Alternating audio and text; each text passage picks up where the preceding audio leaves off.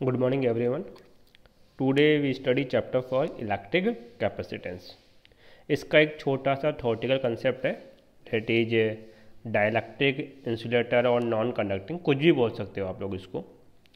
इस टॉपिक के जो नोट्स है उसका पीडीएफ लिंक नीचे वीडियो के डिस्क्रिप्शन में है। आप जाके इस टॉपिक के नोट्स वहाँ से पीडीएफ फॉर्मेट में डाउनलोड कर सकते हैं। देखिए, सबसे पहले हमें ये डिफ्रेंशिएट करना है कि हम किसको तो इंसुलेटर बोले और किसको हम क्या बोले, डाइलेक्ट्रिक। देखिए, जितने भी डाइलेक्ट्रिक होते हैं वो सारे क्या होते हैं, इंसुलेटर। बट ये नेसेसरी नहीं है कि जितने भी इंसुलेटर हो वो सारे क्या हो, डाइलेक्ट्रिक। अभी थोड़ी देर में इंसुलेटर तो आपको पता है जिसमें करंट फ्लो नहीं होता, लेकिन डाइलेक्ट्रिक एक अलग प्रॉपर्टी रखता है। ये पार्शलिटी करता है, बीच में आता है कि करंट तो इसके अंदर भी फ्लो नहीं होगा, डाइलेक्ट्रिक जो है उसके अंदर भी करंट का फ्लो नहीं होगा, मतलब चार्ज मूव नहीं करेंगे। करंट का मतलब क्या है, चार्जेस का मूव करना। बट उसके अंदर इलेक्ट्रिक फील्ड के इम्पैक्ट दिखाई दे जाते हैं। तो ऐसे मटेरियल को हम क्या बोलते हैं, डाइलेक्ट्रिक।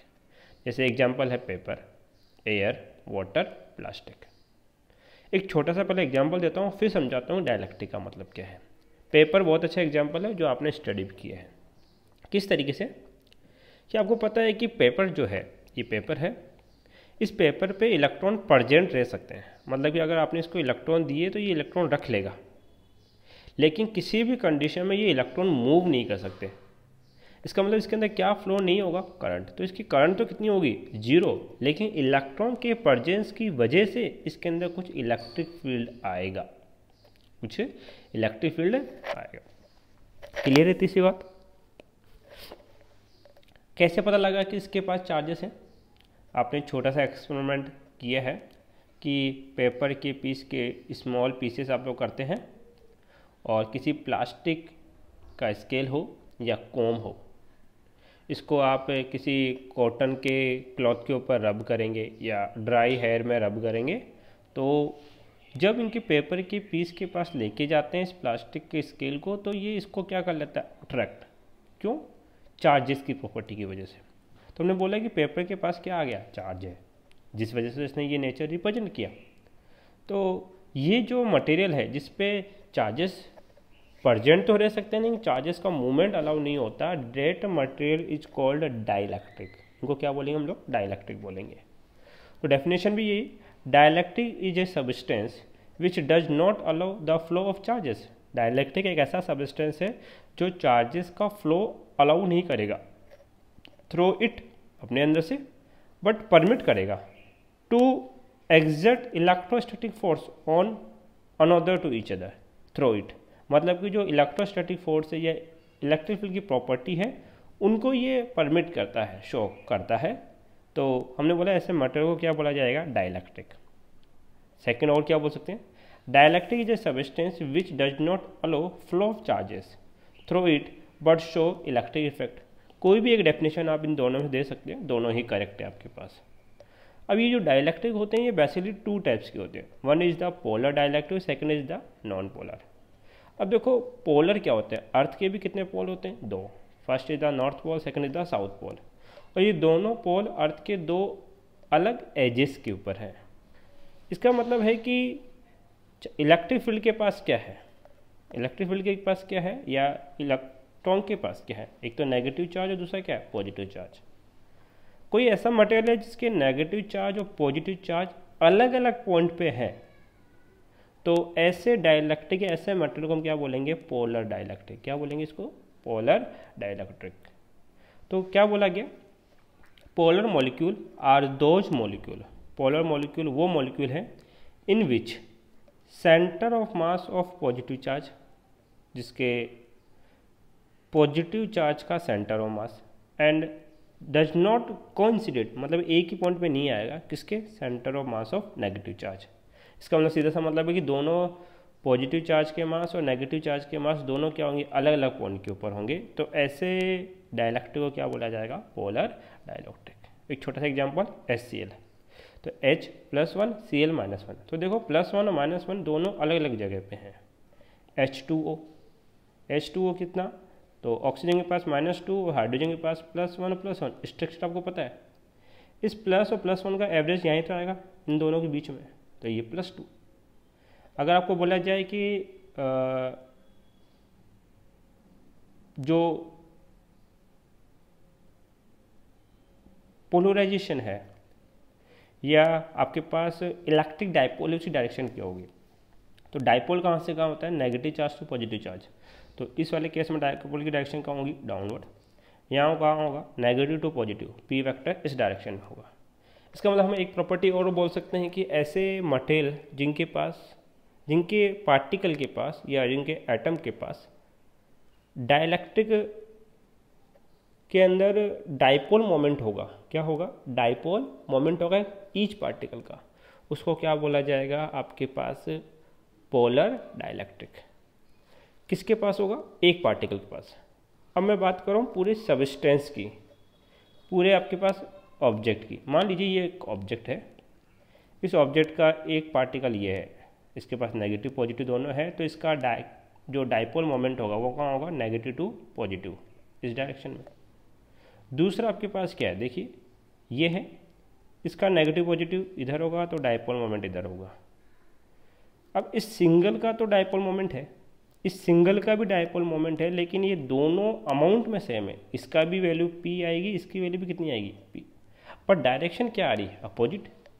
एक डाउनवर्ड हो तो दूसरा उसी टाइम क्या है, अपवर्ड। अगर अमाउंट सेम है और डायरेक्शन अपोजिट है तो एक दूसरे को क्या कर देंगे, कैंसिल आउट। इसका मतलब ये जो पूरा का पूरा सबस्टेंस है, इसमें जितने भी पार्टिकल प्रेजेंट हैं उन सभी पार्टिकल का खुद का सेल्फ डाइपोल मोमेंट है, लेकिन जब इसका टोटल डाइपोल मोमेंट लिखा जाएगा तो कितना आएगा, 0, क्योंकि किसी न किसी का डाइपोल मोमेंट कोई अदर पार्टिकल कैंसिल कर देगा।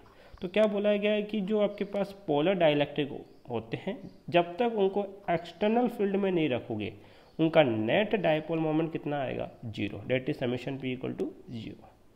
लेकिन जैसे ही आप क्या रखते हो, उसको किसी एक एक्सटर्नल इलेक्ट्रिक फील्ड के अंदर रखोगे, पुट करोगे, तो होगा क्या, ध्यान देना इधर। मान लीजिए ये आपने एक्सटर्नल इलेक्ट्रिक फील्ड में रखा और आपने फर्स्ट चैप्टर का लास्ट डेरिवेशन पढ़ा है कि अगर आपके पास एक इलेक्ट्रिक फील्ड है, ये रहा इलेक्ट्रिक फील्ड, और यहाँ पे एक डाइपोल रखा है -q और +q, तो इस पर क्या लगता है, आपके पास एक टॉर्क अप्लाई होता है, डेट इज कितना, PE sin थीटा। और ये टॉर्क क्या है, लाइक ए रोटेशन फोर्स। तो ये जो टॉर्क इसके ऊपर अप्लाई होगा, वो टॉर्क इनको क्या कराएगा, इलेक्ट्रिक फील्ड के डायरेक्शन में अलाइन करेगा।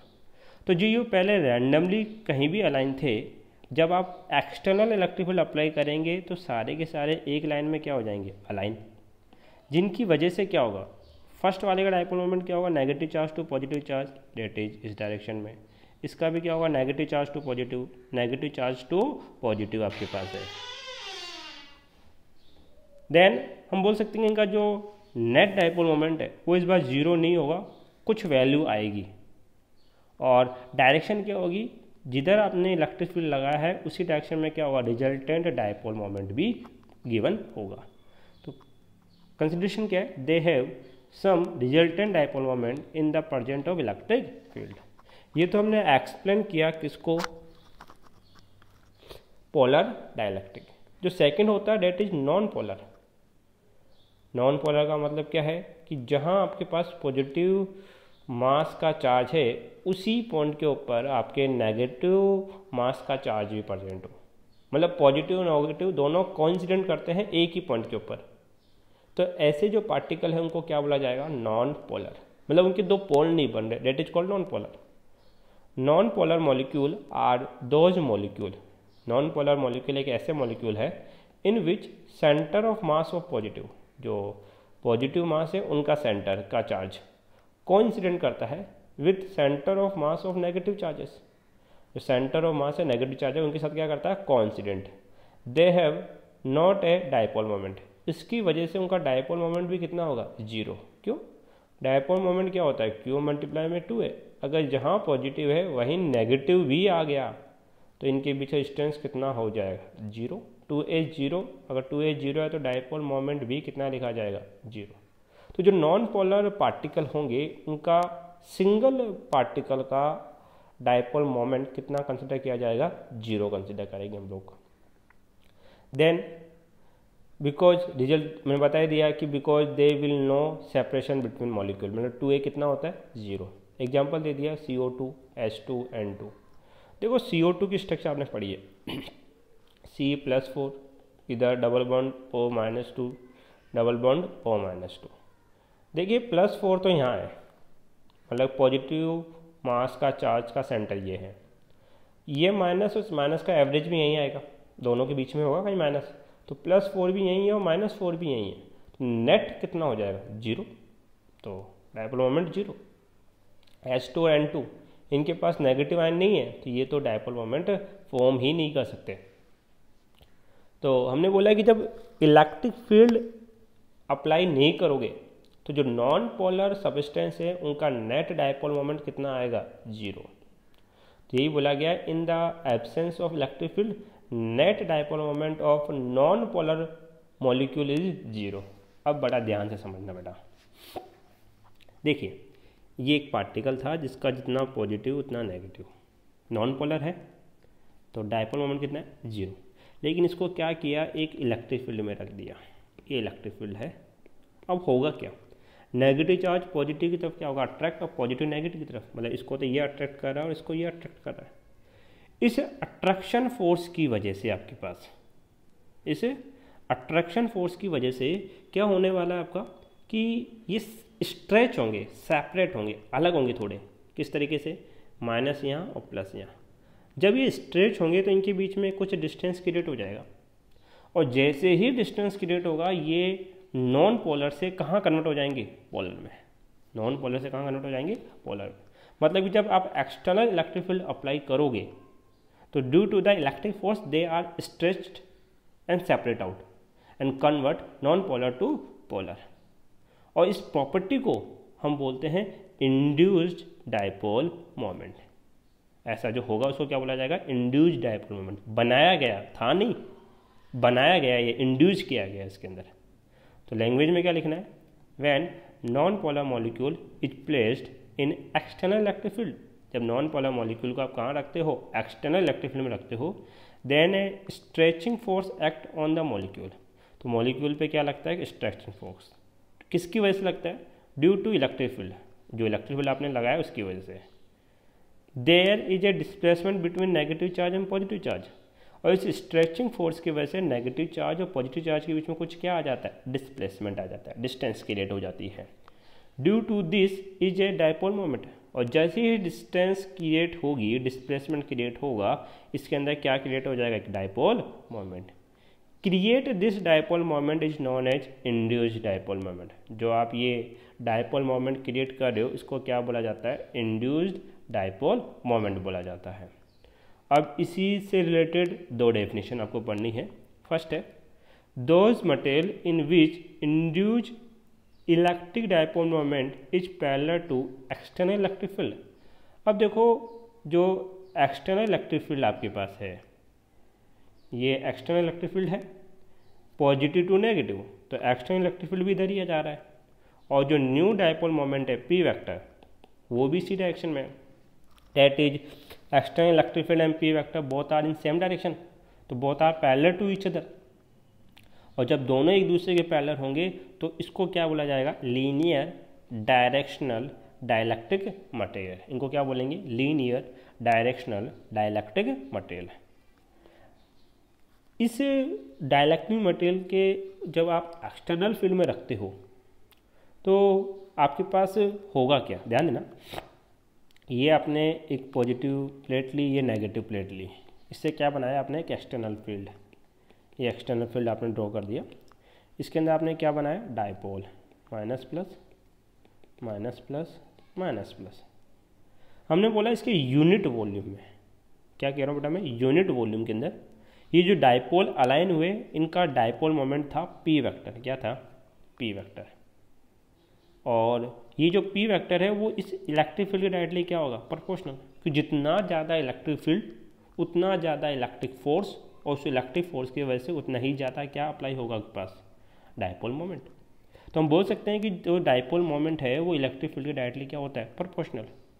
तो ये बोला गया है कि जो dipole moment per unit volume है is proportional to electric field.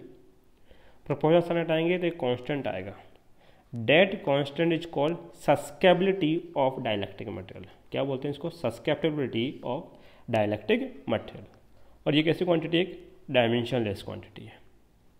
और देख लीजिए, under the effect of external electric field the dipole moment is induce in unit volume of material is called polarization vector of material, और इसको कैसे represent करेंगे, P vector से। जब आप एक्सटर्नल फील्ड अप्लाई करेंगे तो उसके पर यूनिट वॉल्यूम में जितना डायपोल मोमेंट इंड्यूज होगा उसको क्या बोला जाएगा, आपके पास पोलराइजेशन वेक्टर। ये पोलराइजेशन वेक्टर है। और जो पोलराइजेशन वेक्टर होता है वो एक्सटर्नल फील्ड के डायरेक्टली क्या होता है, प्रोपोर्शनल होता है। और जहाँ से एक प्रोपोर्शनलिटी कांस्टेंट आता है, इसको क्या बोलते हैं हम लोग, सस्केबिलिटी ऑफ डाइलेक्ट्रिक मटेरियल। ये याद रखिए, एग्जाम में पूछा हुआ है। डिफाइन सस्केबिलिटी ऑफ डाइलेक्ट्रिक मटेरियल और राइट इट डायमेंशन। ना तो इसका यूनिट होता है ना डायमेंशन बनेगा, तो याद रखो कैसी क्वांटिटी, एक डायमेंशनलेस क्वांटिटी है। Thank you.